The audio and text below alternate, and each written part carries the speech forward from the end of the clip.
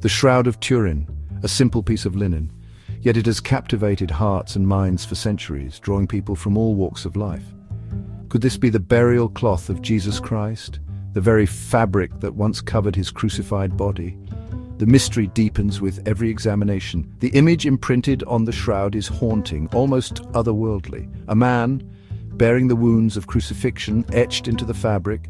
The question of its authenticity has fueled debate for generations, sparking intense discussions. Is it a sacred relic or a clever forgery? The lines between faith and skepticism blur. For many, the shroud is a tangible link to the life, death, and resurrection of Jesus, a symbol of hope. Believers see it as a powerful reminder of their faith, a testament to their beliefs. Skeptics demand scientific proof, questioning its origins and the stories surrounding it, seeking concrete evidence. The Shroud of Turin stands at the intersection of faith and science, history and belief, a crossroads of perspectives. In recent years, a wave of new research has emerged, shedding light on the shroud's mysteries, offering new insights. Cutting-edge technology and fresh analysis of historical data are challenging old assumptions, pushing boundaries. Could this be the breakthrough that finally unveils the truth behind the shroud? The quest for answers continues. For decades, the shroud's authenticity has been a source of controversy. The 1988 carbon dating, which suggested a medieval origin, cast a long shadow over claims of its legitimacy. However, recent scientific advancements are painting a different picture. Dr. Jeremiah Johnson, a leading researcher in the field, points to compelling findings in a recent interview. He highlights the groundbreaking use of wide-angle X-ray scattering to analyze the linen fibers of the shroud. This technique, he explains, provides a more accurate assessment of the fiber's age. The results of this analysis are striking. Dr. Johnson reveals that the fiber dating aligns with the time period of Jesus, contradicting the earlier carbon dating. This discrepancy, he argues, raises serious questions about the validity of the 1988 results and opens the door for a reassessment of the shroud's age. Beyond the dating, the stains on the shroud offer their own compelling evidence. These are not simply artistic renderings of blood, argues Dr. Johnson. Advanced analysis reveals the presence of blood components consistent with a person who suffered severe trauma and organ failure. High levels of ferritin, creatinine, and bilirubin paint a grim picture of the suffering endured by the individual. These findings, Dr. Johnson explains, are consistent with biblical accounts of Jesus' crucifixion, lending further credence to the shroud's authenticity. The bloodstains, with their specific biological markers, provide a tangible connection to the suffering depicted on the shroud. They offer a glimpse into the brutal reality of crucifixion and the physical agony inflicted upon Jesus. Section 4. A hologram from the past, 3D imaging and the shroud. The Shroud of Turin has long been a subject of fascination and debate. Perhaps one of the most intriguing aspects of the shroud is its unique image properties, which have puzzled scientists for decades. Dr. Johnson points to the use of VP8 analyzer imaging, a sophisticated technique that reveals a stunning detail. The image appears to be a three-dimensional hologram, something that seems almost impossible for its time. This discovery has sent shockwaves through the scientific community, challenging our understanding of historical imaging techniques.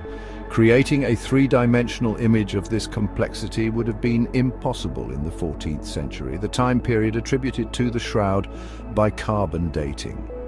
This discrepancy has fueled further research and debate. This finding, Dr. Johnson asserts, lends further support to the idea that the shroud originates from an earlier period, potentially aligning with the time of Jesus.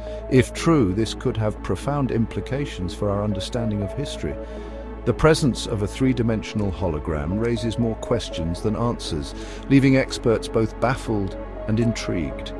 How could such an image have been created in ancient times? What techniques were used? What does this reveal about the nature of the shroud and its origins? These questions continue to drive scientific inquiry. The three-dimensional imaging adds a new layer of complexity to the shroud's enigmatic history, making it one of the most studied artifacts in the world. Section 5. Scars of Crucifixion, Unveiling the Brutal Truth. The image on the shroud is not merely a representation of a man, it is a detailed record of suffering. Dr. Johnson emphasizes the importance of the wound patterns visible on the body. Analysis reveals over 120 lash marks and a staggering 372 total wounds. These markings, he explains, are consistent with historical descriptions of Roman crucifixion practices. The sheer number and distribution of the wounds align with the brutal reality of this ancient form of execution. This level of accuracy, Dr. Johnson argues, would be difficult for a medieval forger to replicate. The wound patterns on the shroud serve as a stark reminder of the brutality inflicted upon Jesus. They offer a window into the physical suffering he endured, adding a visceral element to the narrative of his crucifixion. Section 6. Debunking the doubts, re-evaluating the 1988 dating. The 1988 carbon dating, once seen as the definitive word on the shroud's age, is now facing increased scrutiny from various experts and researchers. Dr. Johnson points to several flaws in the testing procedures that cast doubt on the accuracy of the results. He emphasizes that the methodology used was not as robust as it could have been. One key issue, he explains, is the possibility of contamination of the tested samples. This contamination could have come from various sources over the centuries. Over the centuries, the shroud has been handled, repaired, and even subjected to a fire. Each of these events could have introduced new materials. These events could have introduced foreign materials that skewed the carbon dating results, making them less reliable. Additionally, Dr. Johnson argues that the sample size used for the testing was too small to be truly representative of the entire shroud. A larger sample might have provided more accurate results. The flaws in the 1988 carbon dating do not definitively prove the shroud's authenticity, but they do highlight the need for caution in interpreting those results. This calls for a more nuanced approach. The possibility of contamination and other testing irregularities leave the door open for further investigation and a potential reassessment of the shroud's age. Future studies may yet reveal new insights. Section 7. Artificial Intelligence, a new lens on the past. As technology advances, so too do the tools available to unlock the secrets of the shroud. Dr. Johnson highlights the exciting role of artificial intelligence in this ongoing investigation. AI algorithms, he explains, can analyze vast amounts of data, identifying patterns and anomalies that might escape the human eye.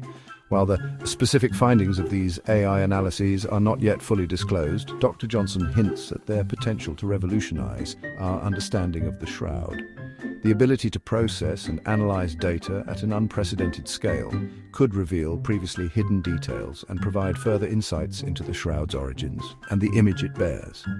The application of AI to the shroud's mysteries is still in its early stages, but it holds immense promise.